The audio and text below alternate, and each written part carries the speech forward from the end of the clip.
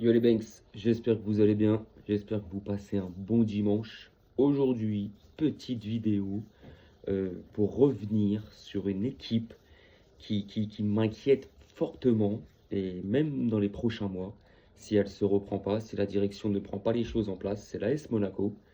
Donc hier, il y avait Rennes-Monaco, défaite, et quelle défaite de Monaco, 4 buts à 1. C'est super inquiétant, je trouve. C'est...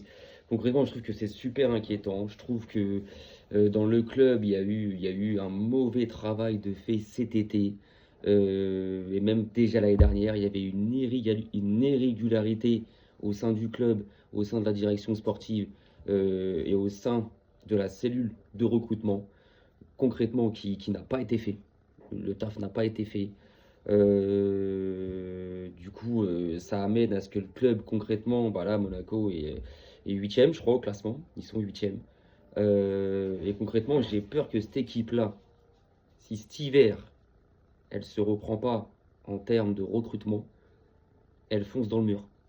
Moi, à l'heure actuelle, tout de suite, là, maintenant, le dimanche 23 novembre, je vois même pas Monaco accrocher une place européenne en fin de saison. Ça soit LDC, Ligue Europa.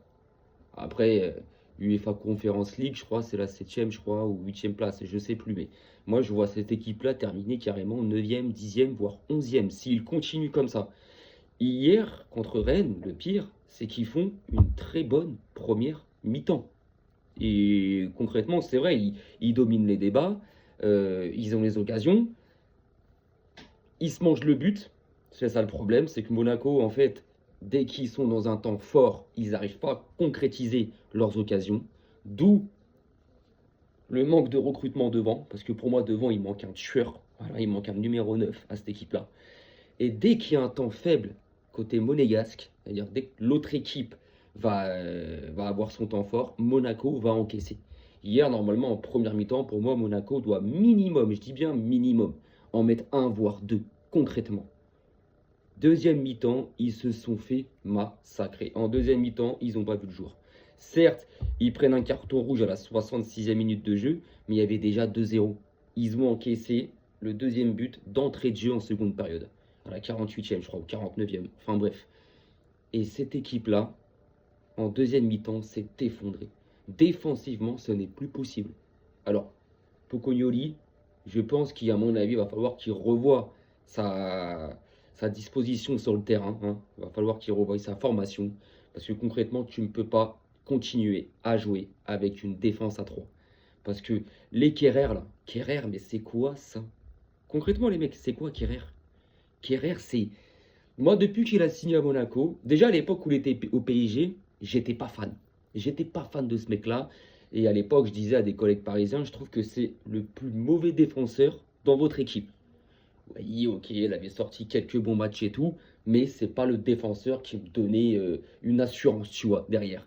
Et après, elle a eu son passage en Allemagne, que j'ai pas trop suivi. Je sais que c'était moyen, il y avait des moments où c'était bon, mais là, depuis qu'il est à Monaco, moi, je trouve qu'il est mauvais. Il y a beaucoup de matchs où il va faire des erreurs qui vont coûter un but à son équipe. Il y a beaucoup de matchs où il passe complètement au travers, où il va prendre des rouges, donc il va pénaliser Monaco. Donc concrètement, derrière, je pense que Pocognoli, faut qu'il revoie cette défense. De toute façon, moi, concrètement, Monaco, faut recruter en défense et en attaque. Parce qu'en défense, tu n'as pas de défenseur d'expérience qui t'assure quelque chose. Ils ont recruté Eric Dyer. De base, c'est lui qui aurait dû ramener cette expérience, cette assurance. Nous sommes d'accord. Mais Eric Dyer, ce n'est plus le même joueur qu'il y a quelques années. Mais de base, il aurait dû ramener ce calme et cette assurance, tu vois.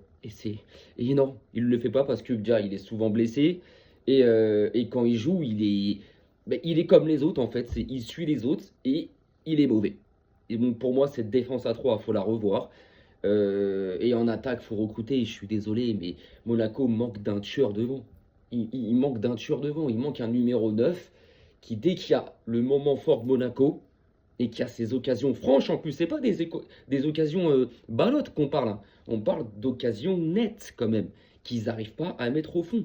Donc c'est pour ça que pour moi, il leur faut un tueur en attaque. Il leur faut ce numéro 9 qu'il lui faut pas 10 000 occasions. 2 ou 3, mais il met son but. Et là, c'est pas le cas. L'année dernière, ils ont recruté Biarritz. Quand il est arrivé, il avait fait un enchaînement de matchs où il avait envoyé pas mal de triplés, de doublés. Et après, arrivé sur les 2-3 derniers mois de saison, plus rien. Ce qui l'avait fait reléguer sur le banc de touche. Début de saison de cette année, pareil. Le mec, il a perdu sa place de titulaire. Quand il rentre, il n'apporte rien. Oui, certes, hier, c'est lui qui met le but. Mais bon, il met le but à la 91e. Il y avait déjà 4-0 pour Rennes. Donc, le but, il n'a strictement rien changé, tu vois. Donc pour moi, devant, Monaco doit recruter. Ils doivent recruter sur les côtés. Ils doivent recruter en pointe. Donc ça fait beaucoup. En défense, ils doivent recruter aussi. Parce que c'est pas possible. Tu ne peux pas avancer et continuer avec cette équipe-là. Tu ne peux pas. Donc moi, je suis la direction sportive et la cellule de recrutement. Mais concrètement, je sors le chéquier cet hiver. Maintenant, qui ils peuvent aller chercher? Je ne sais pas. Je ne me suis pas penché sur les noms de joueurs qui pouvaient être transférés cet hiver. Il y en a beaucoup qui ont plus de contrat, qui peuvent s'engager librement où ils veulent. Moi, je suis Monaco. Je fonce sur certains joueurs. J'ai entendu que Mauro Insigne, l'ancien joueur de Naples, qui depuis est parti en Arabie ou au Qatar, veut revenir en Europe. Alors, il a une préférence pour la Serie A, où il a toujours évolué, mais il est ouvert aux autres clubs européens. Maintenant, est-ce que lui, il répondra favorablement si Monaco lui propose un contrat? Et est-ce que déjà Monaco pensera aussi à lui proposer un contrat? Je ne sais pas. Mais moi, en tout cas, je suis la direction sportive de Monaco. Concrètement, c'est un mec sur lequel je me penche. Je lui fais une offre. Je lui fais une offre. Ok, Insigne, ce n'est pas un numéro 9. Il n'est pas axial. Il joue plus souvent sur le côté gauche de l'attaque. Mais c'est quelqu'un avec son expérience, sa technique, sa vivacité. Il peut t'apporter énormément de choses. Et il peut te booster les mecs qui sont à côté de lui. Et derrière, c'est pareil. Derrière, c'est pareil. Il faut recruter derrière. C'est plus possible. Ah, tu prends Caio Henrique. Ça y est, c'est fini. Il a fait son temps. Il a apporté ses débuts à Monaco. Mais là, c'est fini. Vanderson manque énormément à cette équipe-là. Mais Vanderson, je pense qu'à mon avis, en fin de saison, va quitter le club. Donc, il manque des latéraux. Il n'y a personne sur le côté qui... On n'est plus à l'époque des Benjamin Mendy, des Ibarra en 2004, qui prenaient leur couloir et qui mangeaient leur couloir, de Djibril Sidibé. Même si défensivement, il avait des oublis, mais offensivement, il a porté énormément. Et on n'a plus ces joueurs-là à Monaco. Il n'y a plus tout ça à Monaco. Il n'y a plus ces latéraux qui montent, qui apportent et qui dédoublent devant leur milieu ou devant leurs ailiers, qui apportent des solutions. Là, il n'y a plus tout ça en fait. Le milieu de terrain, pour moi, c'est l'endroit le plus fourni à Monaco. Au milieu de terrain, pour moi, il n'y a pas à y toucher à Monaco. Il y a ce qu'il faut, je trouve. Je trouve qu'il y a vraiment ce qu'il faut. Et je trouve que c'est le seul point de satisfaction dans l'équipe, dans l'effectif. Je trouve que c'est juste le milieu de terrain. Devant et derrière, il faut concrètement recruter. Mais même le gardien, je suis désolé, mais Radenki, il a 40 ans, les gars. Il faut arrêter. Depuis le départ de Subasic en 2019-2020, 2021, en tout cas vers là, Monaco n'a plus de gardien. Alors que ça a été un club, Monaco, qui a toujours eu des très bons gardiens. Là, il n'y a plus rien à ce poste-là. Donc pour moi, cet hiver, s'ils ne sortent pas le chéquier, s'ils ne ramènent pas 3-4 renforts, parce qu'ils ne vont pas ramener 10 renforts, hein, c'est sûr, hein, mais s'ils ne ramènent pas un minimum 2 défenseurs et 2-3 mecs en attaque, allez, 2, et surtout un 9, cette équipe-là fonce dans le mur. Je ne les vois même pas finir dans le top 7. Mais concrètement, il y a des gens qui vont me prendre pour un fou. Et je pense pas, quand tu regardes et suis Monaco, qu'on me prenne pour un fou. Mais cette équipe-là, si elle continue avec le même effectif, avec le même dispositif sur le terrain, avec cette défense à 3, elle fonce dans le mur.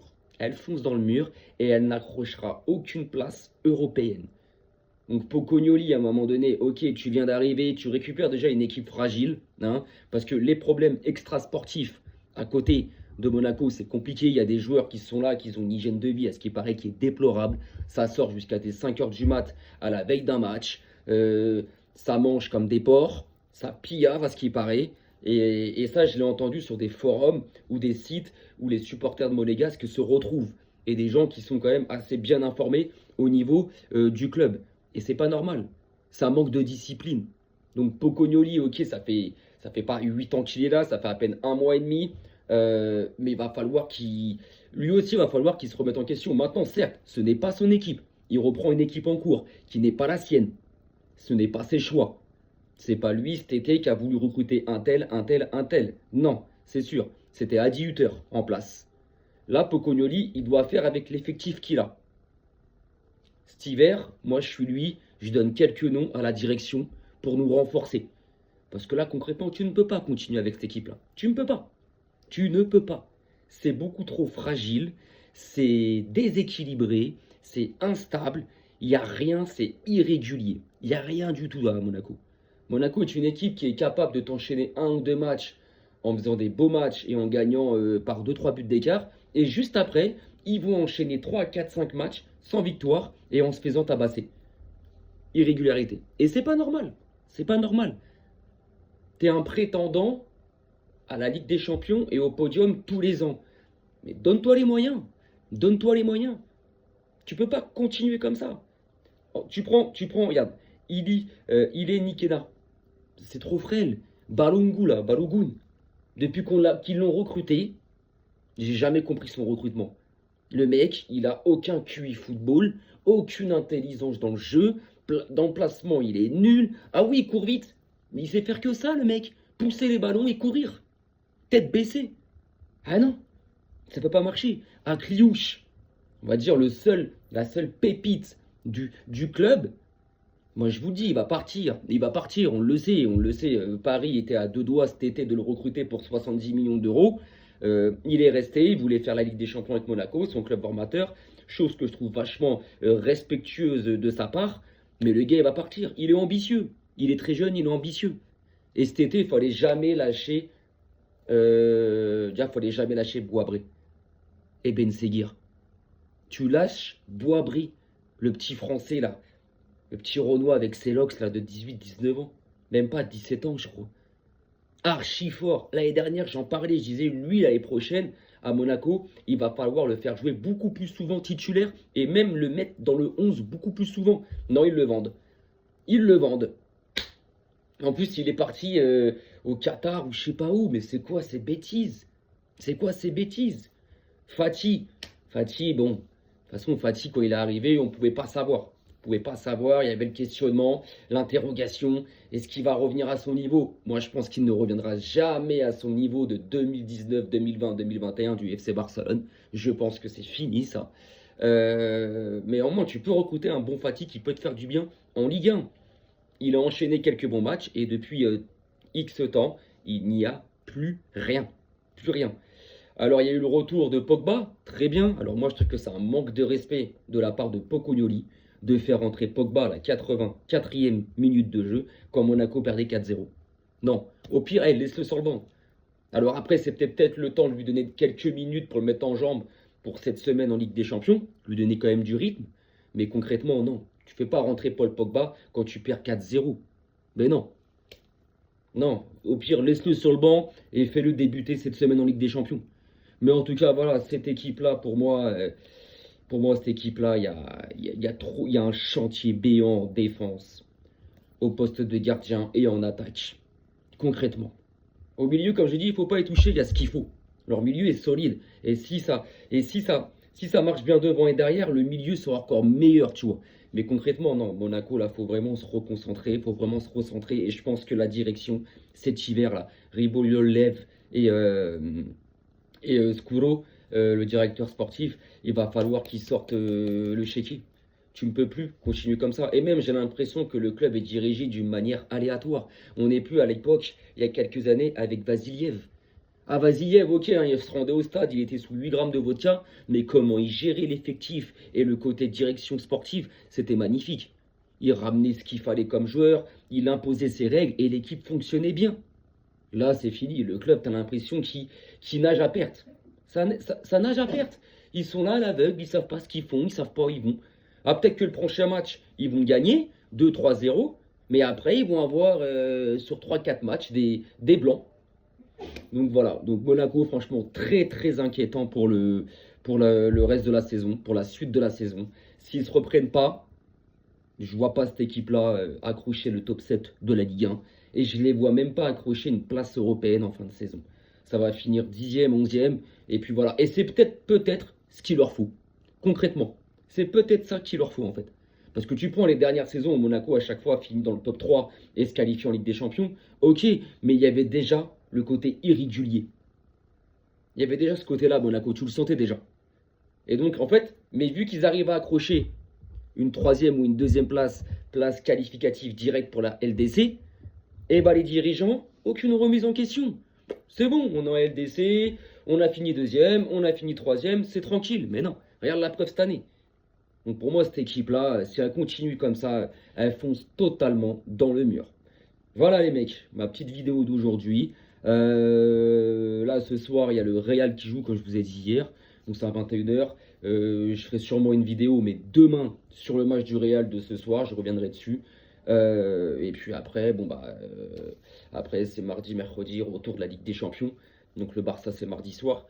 Mais voilà, pour Monaco, voilà ce que j'avais à dire. Pour moi, je voulais faire une vidéo par rapport à ça. Donc c'est fait. Donc les gouttes, je vous souhaite un bon dimanche, une belle fin de week-end. Prenez soin de vos proches. Arrivederci.